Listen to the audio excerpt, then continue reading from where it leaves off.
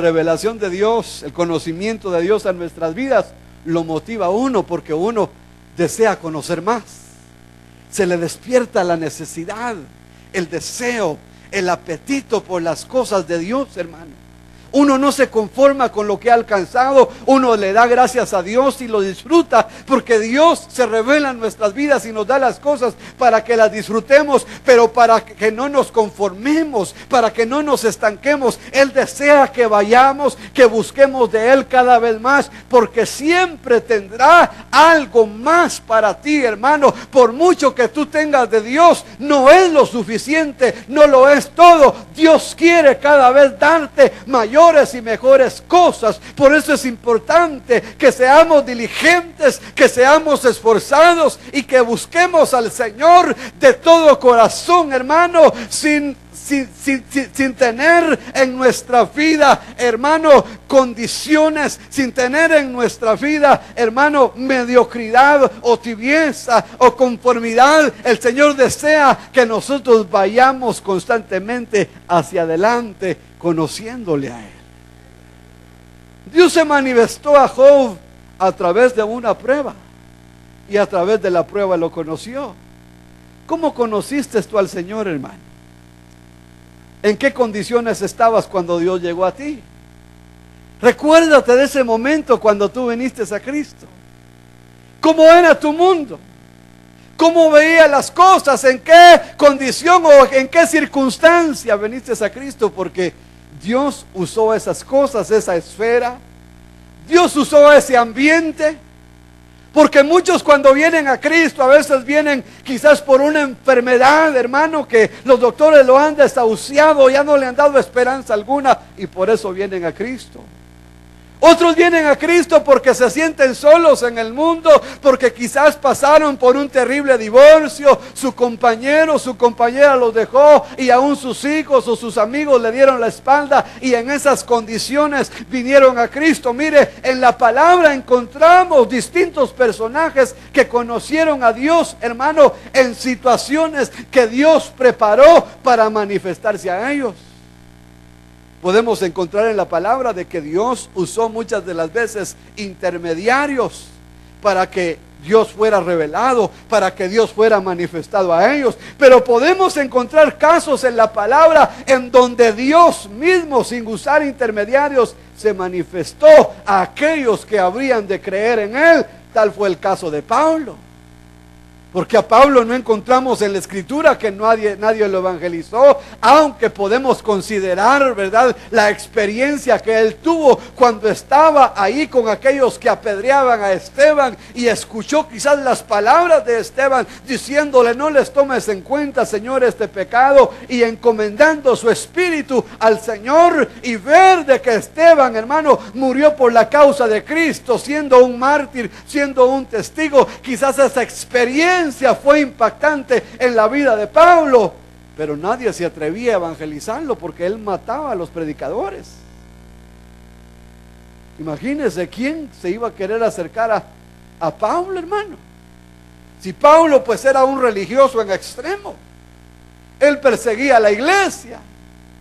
Y por eso el Señor tuvo que interceptarlo en el camino a Damasco. Él iba con cartas de los sacerdotes para perseguir a los del camino, porque así se le llamaba antes a los seguidores de Cristo. Y él iba con sus compañeros rumbo a Damasco. Y dice que al mediodía una luz resplandeciente y poderosa, hermano, lo botó, lo derribó a tierra. Y escuchó la voz del Señor mismo hablándole, diciendo: Saulo, Saulo, ¿por qué me persigues? Y él pregunta y dice: ¿quién eres tú, Señor? Y le dice: yo soy Jesús, a quien tú persigues. Pero ahí podemos ver la revelación de Dios, que llega aquel varón que vino a ser el tremendo gran apóstol Pablo, hermano. Podemos considerar en la Escritura otros ejemplos como Cornelio, aquel centurión. Allá en Hechos capítulo 10 nos dice la palabra que Cornelio todavía no se había convertido a la fe, pero que él tenía hambre y sed de Dios, y que hacía ayunos, hacía oraciones, hermano, y que daba limosnas a los menesterosos, y que Dios le envía un ángel y le dice: Cornelio, tus oraciones, tus ruegos, tus súplicas, tus limosnas han subido delante de la presencia del Señor. He aquí envía a llamar a un apóstol llamado Simón, llamado Pedro. Él te va a hablar palabras. Y usted conoce la historia. Podemos ver, hermano, la revelación de Dios, cómo llegó a ellos. En el Evangelio de Lucas, capítulo 19, podemos encontrar a un personaje, hermano, bastante pequeño, llamado Zaqueo. Los hermanos maestros pues conocen mucho de ese personaje, porque es el personaje favorito para los niños, ¿verdad? Esas historietas nunca pasan de moda y tienen tanta enseñanza. Era tan pequeño que la multitud no le permitía ver al Señor. Y qué interesante es que se supone que las multitudes que tienen cierto conocimiento de Cristo deben de estar ahí para ayudar a aquel que tiene necesidad. Pero, hermano, puede ser de que entre la multitud pudieran haber algunos como aquellos que el Señor les dijo: ustedes son como los que se paran a las puertas y ni ustedes entran ni dejan entrar al que quiere entrar.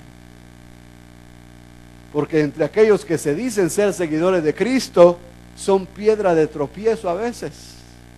Hay gente que no viene a Cristo. Hay gente que no conoce al Señor porque está viendo esos malos ejemplos y dice: si este se dice ser un seguidor de Cristo, miren cómo vive. Si ese se dice ser un predicador, ¿por qué hace esto? ¿Por qué miente? ¿Por qué roba? ¿Por qué estafa? ¿Por qué ataca? ¿Por qué insulta? Y hermano, esos malos ejemplos de las multitudes que se dicen seguir a Cristo impiden que aquellos que están cortos en el conocimiento y la revelación de Dios, como Zaqueo, que estaba tan bajo en su conocimiento de Dios, hermano, pero el deseo fue más grande que todas las oposiciones que le encontró, porque nos dice la palabra que se subió a un árbol esperando que el Señor pasara por ahí. Hermano, mire, qué interesante es eso. Se expuso al ridículo, se expuso a la burla, porque Zaqueo era una persona muy importante. Usted lee ahí en Lucas, hermano, muy conocido, muy reconocido por la gente. Pero en ese momento a él le valió un comino, como dicen por ahí, su fama. Él desestimó lo que la gente pudiera decir de él. Y eso es tan importante, porque hay gente que realmente cuando cree en Cristo Jesús, hermano, en cualquier lugar, en cualquier circunstancia, levantan su mano para creer en el Señor. Yo he tenido casos, hermano, en donde en las calles más transitadas, llenas de gente, le he dicho a las personas: ¿quieres recibir a Cristo en tu corazón? Y ahí en medio de toda la gente, hermano, levantan su mano y empezamos a orar.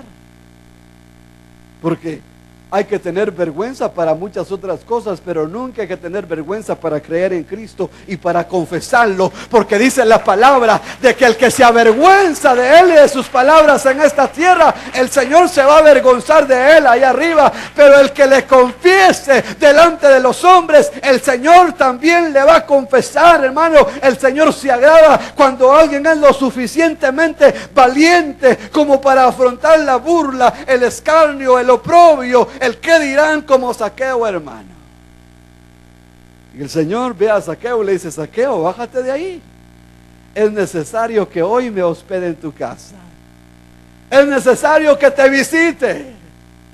Porque dice la palabra, el Señor dijo: el que viene a mí, yo no lo echo fuera. El Señor está siempre con los brazos abiertos. Él nunca le va a negar la puerta a nadie. Él nunca le va a cerrar la puerta a nadie. Él está esperando, dice la palabra, que Dios no quiere que nadie perezca, sino que todos procedan al arrepentimiento.